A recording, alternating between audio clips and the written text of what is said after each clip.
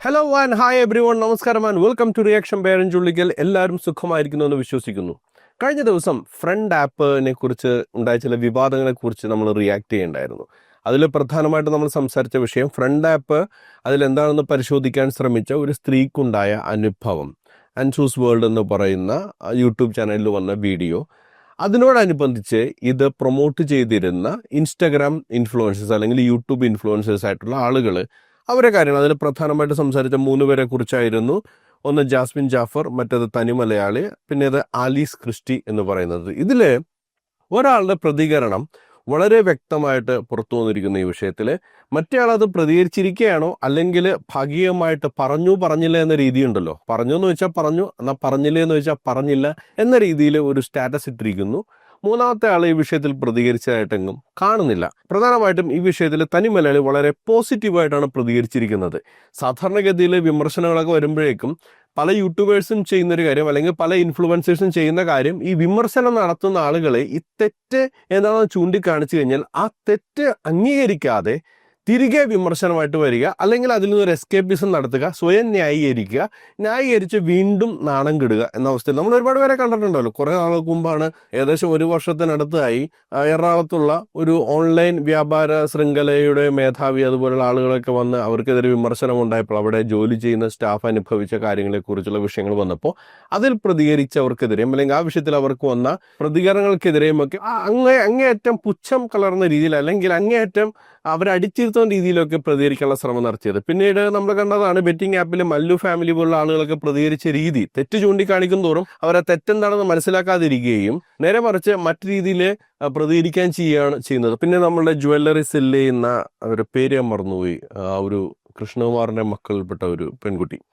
അപ്പോൾ അവര് വിധേയമാരെ തന്നെ വിമർശനം വന്നു കഴിഞ്ഞപ്പോഴേക്കും അതിനെയൊക്കെ പ്രതിരോധിച്ചത് ഒരിക്കലും ഒരു പോസിറ്റീവായ രീതിയിൽ വിമർശനങ്ങളെ കാണുകയോ തിരുത്തുകയല്ല ചെയ്ത്, മറിച്ച് വിമർശിക്കുന്നവരെതിരെ ആരോപണം ഉന്നയിക്കുക, അവരെ തങ്ങൾക്കുള്ള സ്വാധീനം ഉപയോഗിച്ച് അടിച്ചിരുത്താൻ ശ്രമിക്കുക പോലുള്ള കാര്യങ്ങളാണ്. പക്ഷേ അവർക്കൊക്കെ മാതൃകയാകുന്ന ഒരു പ്രതികരണമാണ് ഈ വിഷയത്തിൽ തനി മലയാളി നടത്തിയിരിക്കുന്നത്.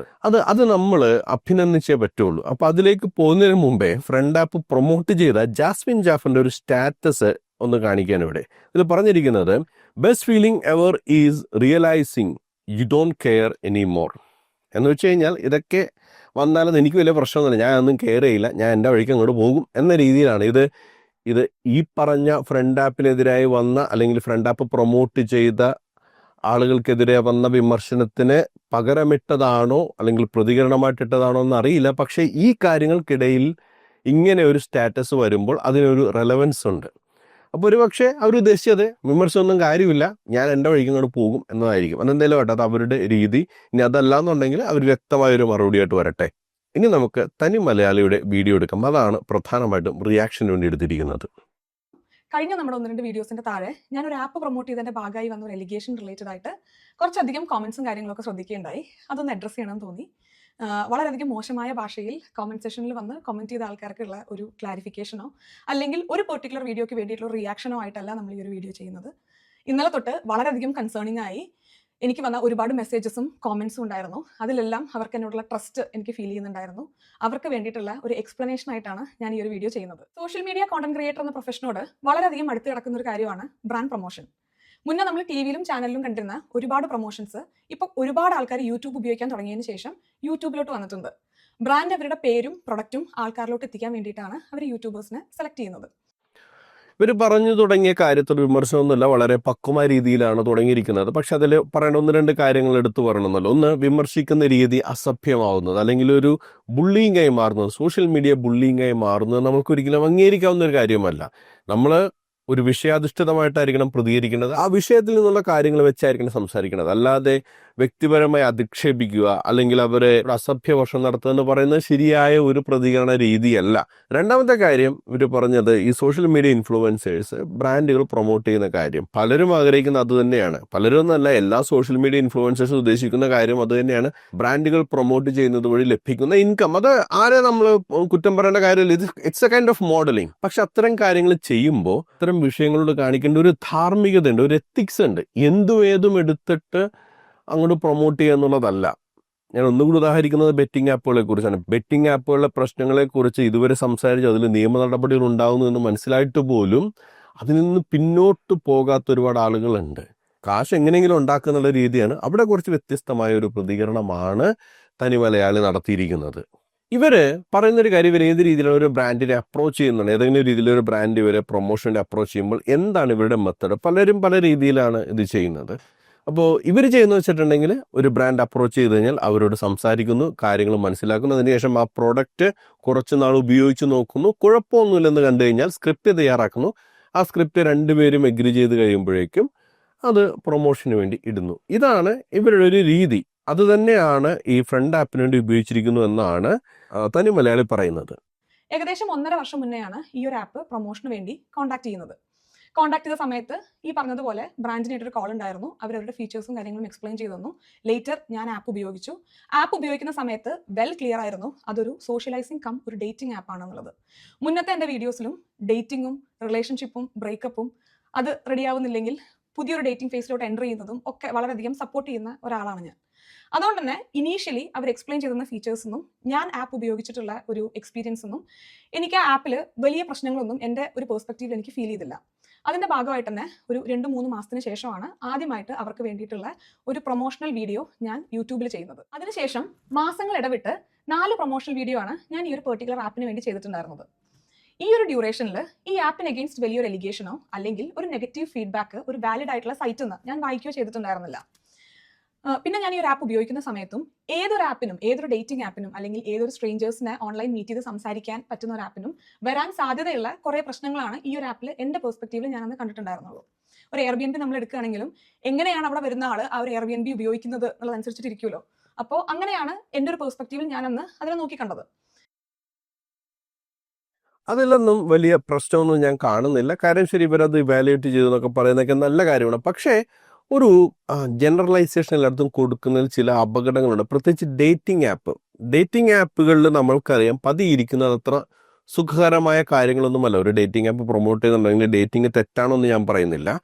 പക്ഷെ ഇവർ പ്രൊമോട്ട് ചെയ്ത രീതിയാണ് ഇതിനകത്തുള്ള പ്രശ്നം. അത് മാത്രമല്ല, ഈ ആപ്പ് പ്രൊമിസ് ചെയ്തൊരു സർവീസാണ് ഇതിനകത്തുള്ള പ്രശ്നം. അതിനെക്കുറിച്ച് ഇന്നലെ സംസാരിച്ചിരുന്നു. ഇതിൽ പെണ്ണുങ്ങൾക്ക് ഫ്രീ അക്കൗണ്ടും ആണുങ്ങൾക്ക് പെയ്ഡ് അക്കൗണ്ടുമാണ്. എന്നിട്ട് സ്ത്രീകളുമായി സംസാരിക്കുന്നതിന് ഇവർ പേ ചെയ്ത പൈസയ്ക്ക് കിട്ടുന്ന പോയിന്റുകൾ ഉപയോഗിക്കണം.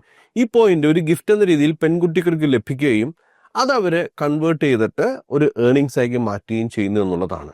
ഇത് പിന്നീടുണ്ടാക്കാവുന്ന ഒരു സ്വാഭാവികമായ ത്രെട്ടിനെ കുറിച്ച് ഇവര് ബോധേഡാകേണ്ടതായിരുന്നു. ഇപ്പോൾ ഒരു തിരുത്തിയിട്ടുണ്ട്. നമ്മളിഞ്ഞത് കഴിഞ്ഞ കാര്യമാണ്. എങ്കിലും സമാനമായിട്ടുള്ള ആപ്പുകൾ ഇനിയും വരാം. അത്തരം ആപ്പുകൾ പ്രൊമോഷന് തിരഞ്ഞെടുക്കുമ്പോൾ ശ്രദ്ധിക്കേണ്ട ഒരു കാര്യമാണ്, ഇത്തരത്തിൽ ഒരു ഉപഭോഗ വസ്തു എന്ന രീതിയിൽ സ്ത്രീയെ മാറ്റുന്നതിൽ ഒരു ത്രെട്ട് നിങ്ങൾ കാണുന്നില്ലേ എന്നുള്ളത്. അത് കാണേണ്ട ഒരു ത്രെട്ടാണ്, കാണാതെ വിടേണ്ട ഒരു കാര്യമല്ല. മാത്രമല്ല, ഇവർ പ്രൊമോട്ട് ചെയ്തതിൻ്റെ അവസാന ഭാഗം മാത്രം ഞാൻ പ്ലേ ചെയ്യുകയാണ്. അതിലുള്ള അപകടം കൂടി ഒന്ന് നമ്മൾ മനസ്സിലാക്കാൻ വേണ്ടിയാണ്. ഇതല്ല, നമ്മളിപ്പോൾ ആദ്യമായിട്ട് ഒരാളെ എങ്ങനെ മീറ്റ് ചെയ്യണമെങ്കിലും എങ്ങനെ പെരുമാറണം, എങ്ങനെ സംസാരിക്കണം എന്നുള്ളതൊക്കെ നമ്മുടെ ഒരു വിവേക ബുദ്ധി, ഔചിത്യ ബുദ്ധിയൊക്കെ അനുസരിച്ചിരിക്കുമല്ലോ. അത് എനിക്ക് ആശ്രയങ്ങളോട് കുഴപ്പമില്ല. അപ്പൊ ഞാൻ പോയിട്ട് വരാം, ബൈ. ഇത് ഫ്രണ്ട് ആപ്പ് വഴി പരിചയപ്പെട്ട ഒരാളുമായിട്ട് മീറ്റ് ചെയ്യാൻ പോകുന്നു എന്ന രീതിയിൽ അവതരിപ്പിക്കപ്പെട്ട ഒരു പ്രൊമോഷനായിരുന്നു. നടത്തിയത് തനി മലയാളി തന്നെയാണ്. ആ പ്രൊമോഷന്റെ അപകടത്തെക്കുറിച്ചാണ് ഞാൻ ഇന്നലെ കൂടുതൽ സംസാരിച്ചത്. കാരണം നമുക്ക് ചാറ്റ് വഴി കിട്ടുന്ന ഒരു ഏർണിങ്സ് അത് കുറെ കൂടി മെച്ചപ്പെടുത്താൻ എല്ലാവരും ശ്രമിക്കും. എല്ലാവരും അങ്ങനെയാണല്ലോ. പൈസ കിട്ടുന്ന വെച്ച് സംതൃപ്തമായിട്ട് ജീവിക്കുന്ന ആളുകളല്ല. കൂടുതൽ പൈസ ഏൺ ചെയ്യാൻ പറ്റുമോ, കൂടുതൽ ഏർണിംഗ് ഓപ്പർച്യൂണിറ്റീസ് ഉണ്ടാകുമോ എന്ന് ആലോചിക്കുന്നവരാണ്. അതിൽ പലരും ശരിയായ രീതിയിൽ ഏൺ ചെയ്യാൻ ശ്രമിക്കുന്നു. ചിലരെ എന്തൊക്കെ സംഭവിച്ചാലും പൈസ കിട്ടിയാൽ മതി എന്ന രീതിയിലേക്ക് പോകുന്നു. അത്തരത്തിലൊരു സാഹചര്യത്തിലേക്കാണ് ഈ വീഡിയോ വഴി തുറന്നു വിടുന്നത് എന്നാണ് ഇന്നലെ ഞാൻ പറഞ്ഞത്. അപ്പം അതുകൊണ്ടാണ് ഇത് അപകടകരമായി തീരുമെന്ന് പറയുന്നത്. പ്രത്യേകിച്ച് ടീനേജേഴ്സായ ആളുകൾക്ക്, വളരെ മെച്യൂർഡായ ആളുകളെ കുറിച്ചല്ല പറയുന്നത്. അല്ലെങ്കിൽ ഇപ്പം ഇതിൽ ഇവർ പറയുന്നത് പോലെ എനിക്കറിയാം എന്നെ മാനേജ് ചെയ്യാൻ, ഞാൻ ചെയ്തോളാം. പക്ഷേ അങ്ങനെ എല്ലാ സമയത്തും മാനേജ് ചെയ്യാൻ സാധിക്കുന്നവരല്ല എല്ലാവരും. ടീനേജേഴ്സ് പോലെ അല്ലെങ്കിൽ പഠിക്കാനായിട്ട് വീട്ടിൽ നിന്ന് മാറി നിൽക്കുന്ന ആളുകൾ കുറച്ച് ഏർണിങ്സ് കിട്ടിയാൽ നല്ലതാണെന്ന് വിചാരിക്കുന്നവരാണ്. കാരണം അവർക്ക് അവരുടേതായ എക്സ്പെൻഡിച്ചർ ഉണ്ടാകും. വീട്ടിൽ നിന്ന് കിട്ടുന്ന ഒരു പോക്കറ്റ് മണി അതിന് പോരാതെ വരുന്നൊരു സാഹചര്യം ഉണ്ടാകും. അപ്പം ഇതുപോലുള്ള ഷോർട്ട് കട്ടുകളിലൂടെ പൈസ കിട്ടുമെന്ന് വിചാരിക്കുകയും അത് ഒരാളെ മീറ്റ് ചെയ്യുന്നതും അത് മറ്റൊരു വീട്ടിലേക്ക് പോകുന്നതും അത് കൂടുതൽ ഏർണിങ്സിന് സാധ്യതമായി തീരുന്നതിൽ ഒരു അപകടമുണ്ട്. അതാണ് പറഞ്ഞത്. എന്തായാലും അവരിത് തിരുത്താൻ തയ്യാറായി എന്നുള്ളത് നല്ല കാര്യമാണ്. അപ്പം അതുകൂടി ഒന്ന് കണ്ടു നോക്കാം. പക്ഷെ അറ്റ് ദ സെയിം ടൈം ആ ഒരു വീഡിയോയിൽ ആ ഒരു ലേഡി വളരെ ജെനുവിൻ ആയിട്ടായിരുന്നു അവരുടെ ഒരു എക്സ്പീരിയൻസ് ഷെയർ ചെയ്തിട്ടുണ്ടായിരുന്നത്. അതുകൊണ്ട് തന്നെ ഈ ഒരു കാര്യത്തിന് ഒരു ക്ലാരിഫിക്കേഷൻ കിട്ടുന്നത് വരെ ഈ ഒരു പെർട്ടിക്കുലർ ആപ്പിനെയായി ഇനി ഞാൻ കൊളാബറേറ്റ് ചെയ്യുന്നില്ല എന്നുള്ളൊരു ഡിസിഷൻ ഞാൻ എടുത്തിട്ടുണ്ടായിരുന്നു.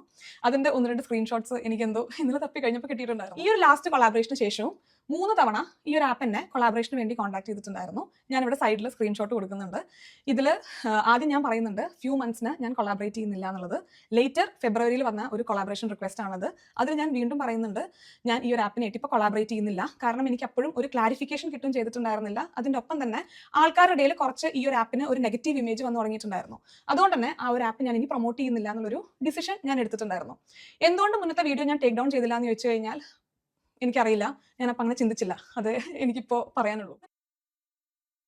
ഈ കാര്യത്തിൽ കുറേയൊക്കെ ശരിയും കുറെ തെറ്റുകളുമുണ്ട്. ശരിയെന്ന് പറയുന്നത് അവരോട് പിന്നീട് കൊളാബറേറ്റ് ചെയ്യാൻ ശ്രമിക്കാതിരുന്നത്, ക്ലാരിഫിക്കേഷൻ ആവശ്യപ്പെട്ടത്.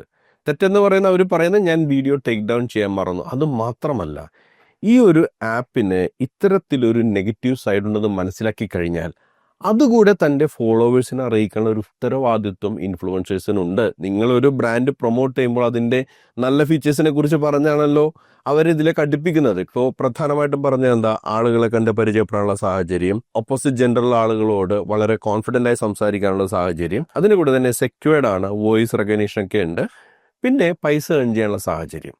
ഇതെല്ലാം പറഞ്ഞ് ഇതിലേക്ക് ആൾക്കാർ ആകർഷിച്ച് നിങ്ങൾക്ക്, അതായത് നിങ്ങളുടെ വീഡിയോ കണ്ടിത് സൈനപ്പ് ചെയ്ത ആളുകളുണ്ടാവുമല്ലോ, അപ്പം നിങ്ങൾക്ക് അതിനൊരു സംശയം തോന്നി, ഇതിൻ്റെ പ്രോസസ്സിൽ ചെറിയ പ്രശ്നങ്ങളുണ്ട്, ആ വീഡിയോ നിങ്ങൾ കണ്ടു, അതിൽ അവർക്കൊരു ദുരനുഭവം ഉണ്ടായി എന്ന് പറയുമ്പോൾ നിങ്ങളെ കണ്ട് വിശ്വസിച്ച് ഈ ആപ്പ് ഇൻസ്റ്റാൾ ചെയ്തവർക്ക് അതിൻ്റെ അപകടങ്ങളെക്കുറിച്ച് കോഷൻ ചെയ്യാനുള്ള ഒരു ധാർമ്മികമായ ഉത്തരവാദിത്വം കൂടിയുണ്ട്. വീഡിയോ ഡിലീറ്റ് ചെയ്യുന്നതിൽ മാത്രം അവസാനിക്കുന്നതല്ല, ഡിലീറ്റ് ചെയ്ത് വളരെ നല്ല കാര്യം. പക്ഷെ ഇത്തരം വിഷയങ്ങളെക്കുറിച്ച് നിങ്ങളുടെ ഫോളോവേഴ്സിനെ ബോധവൽക്കരിക്കാനുള്ള ഒരു ഉത്തരവാദിത്വം കൂടി നിങ്ങൾക്കുണ്ട്. എൻ്റെ അവസാന ഭാഗം കൂടി പ്ലേ ചെയ്തിട്ട് ഞാൻ നിർത്തുകയാണ്. കുറച്ചങ്ങോട്ടുണ്ട്, പക്ഷേ ഇതോടെ ഇത് അവസാനിക്കുമെന്നാണ് ഞാൻ മനസ്സിലാക്കുന്നത്. അതിനുശേഷം ഇന്നലെ ഇന്നുമായി നമ്മുടെ കോമന്റ് സെക്ഷനിൽ നടക്കുന്ന ഡിസ്കഷനിൽ കുറെ ആൾക്കാർക്ക് ഈ ഒരു ആപ്പിന്റെ പല ഫീച്ചേഴ്സും ബുദ്ധിമുട്ടുണ്ടാക്കുന്നുവെന്നും അതിന്റെ ഒപ്പം തന്നെ ഈ ഒരു ആപ്പിന്റെ ആക്സെപ്റ്റൻസും കൂടെ കോമന്റ് സെഷൻ ഡിസ്കഷൻസിന് ക്ലിയർ ആയിരുന്നു. നിങ്ങളുടെ പേഴ്സ്പെക്റ്റീവ് എപ്പോഴും ഞാൻ അംഗീകരിക്കും, റെസ്പെക്ട് ചെയ്യുകയും ചെയ്യുന്ന ഒരാളാണ്. അതുപോലെ തന്നെ എല്ലാ കാര്യങ്ങൾക്കും എല്ലാ ആൾക്കാർക്കും ഒരുപോലെ പേഴ്സ്പെക്റ്റീവ് വേണമെന്നില്ല. എല്ലാ ആൾക്കാർക്കും പല രീതിയിലായിരിക്കും പല കാര്യങ്ങൾ നോക്കിക്കാണുന്നത്. പക്ഷേ ഈ ഒരു കാര്യത്തിൽ നിങ്ങളുടെ പേഴ്സ്പെക്റ്റീവ് ഞാൻ 100% മനസ്സിലാക്കാൻ ശ്രമിക്കുന്നു, ഞാൻ അംഗീകരിക്കുന്നു. അതിൻ്റെ ഭാഗമായി ഞാൻ ഈ ഒരു പെർട്ടിക്കുലർ ആപ്പിന് വേണ്ടി ചെയ്ത 4 കൊളാബറേഷൻ വീഡിയോസും ഞാൻ ടേക്ക് ഡൗൺ ചെയ്യുകയാണ്. അതിൻ്റെ ഒപ്പം തന്നെ ഫെർദർ ആയിട്ട് ഈ ഒരു പെർട്ടിക്കുലർ ആപ്പിനായിട്ട് ഞാൻ കൊളാബറേറ്റ് ചെയ്യില്ല എന്നുള്ളതും കൂടെ ഞാനിവിടെ പറയുന്നു. മാത്രമല്ല, ഇതോടൊപ്പം തന്നെ ഇത്തരം ആപ്പുകളുടെ ചതിക്കുഴികളെ കുറിച്ച് തന്നെ നിങ്ങളുടെ ഫോളോവേഴ്സിനെ ബോധവൽക്കരിക്കുകയും കൂടി ചെയ്യാനുള്ള ഉത്തരവാദിത്തമുണ്ട്. ബട്ട് വിമർശനങ്ങൾ നിങ്ങൾ പോസിറ്റീവായി എടുത്തു. അത് മാത്രമല്ല, നിങ്ങൾ പ്രൊവാക്റ്റീവായിട്ട് കുറച്ച് കാര്യങ്ങൾ ചെയ്തു, ആ വീഡിയോ ഡിലീറ്റ് ചെയ്തു, ഇനി ഈ ആപ്പുമായിട്ട് കൊളാബ് ചെയ്യില്ലെന്ന് തീരുമാനിച്ചു. വെരി ഗുഡ്, വളരെ നല്ല കാര്യം. അതിലൊക്കെ നിങ്ങൾ അഭിനന്ദിക്കാതിരിക്കാതെ വയ്യ. കാരണം പലരുടെയും വിചാരം ഒരാൾ ഒരു വിമർശനവുമായിട്ട് വന്നു കഴിഞ്ഞാൽ ആ വിമർശിക്കുന്ന ആൾ ചൂണ്ടിക്കാണിക്കുന്ന തെറ്റ് തിരുത്തുന്നതിന് പകരം അതിൻ്റെ മുകളിൽ കയറി ന്യായീകരണമായിട്ട് മെഴുകുക, കുറെ സെന്റിമെന്റ്സ് ഇറക്കുക, കരഞ്ഞുകൊണ്ട് വീഡിയോ ഇറക്കുക, ഭീഷണിപ്പെടുത്തുക, തങ്ങൾക്കുള്ള രാഷ്ട്രീയ സ്വാധീനം ഉപയോഗിച്ച് വിമർശിക്കുന്നവരുടെ വായ അടച്ചുകെട്ടാൻ ശ്രമിക്കുക. ഇതൊക്കെയാണ് ഹീറോയിസം എന്നാണ്. ഇതൊന്നുമല്ല ഹീറോയിസം. അതൊക്കെ നിങ്ങളുടെ കൂടെ ഓശാനപാടി നടക്കുന്ന ആൾക്കാർക്ക് ഹീറോയിസം ആയിരിക്കും. പക്ഷേ സാധാരണ ജനങ്ങൾക്ക് അല്ലെങ്കിൽ സാധാരണ രീതിയിൽ ചിന്തിക്കുന്നവർക്ക് നിങ്ങൾ കാണിക്കുന്നതിൽ ഒരു ഹീറോയിസവും കാണാൻ സാധിക്കില്ല. എന്ന് മാത്രമല്ല, ഇതുപോലെ തെറ്റുകൾ തിരുത്തി ആളുകൾ ചൂണ്ടിക്കാണിക്കുന്ന മിസ്റ്റേക്ക് അത് മനസ്സിലാക്കി ഇനി അത് ചെയ്യില്ലെന്ന് തീരുമാനിക്കുകയും ആളുകളുടെ പേഴ്സ്പെക്റ്റീവ് മനസ്സിലാക്കാൻ ശ്രമിക്കുകയും അതിനെ അക്കോമഡേറ്റ് ചെയ്യുകയും ചെയ്യുന്നവരിലാണ് ശരിയായ ഹീറോയിസം ഉള്ളത്. അവർക്കാണ് നമ്മൾക്ക് ഈ പറയുന്ന കട്ട ഹീറോയിസം പോലുള്ള ടൈറ്റിലൊക്കെ കൊടുക്കാൻ പറ്റുന്നത്. This is A heroic activity. തെറ്റ് തിരുത്തുന്നതാണ് എപ്പോഴും ശരി, അല്ലാതെ തെറ്റിന് മുകളിൽ കയറി ന്യായീകരിച്ച് കരഞ്ഞ് മെഴുകുന്നതല്ല. എന്താണ് ഈ വിഷയത്തിൽ പ്രേക്ഷകർക്ക് പറയാനുള്ളത്? അത് കമൻ്റായിട്ട് രേഖപ്പെടുത്തുക. മറ്റൊരു പ്രതികരണം നമുക്ക് വീണ്ടും കണ്ടുമുട്ടാം. അതുവരേക്കും ബൈ ബൈ, ടേക്ക് കെയർ.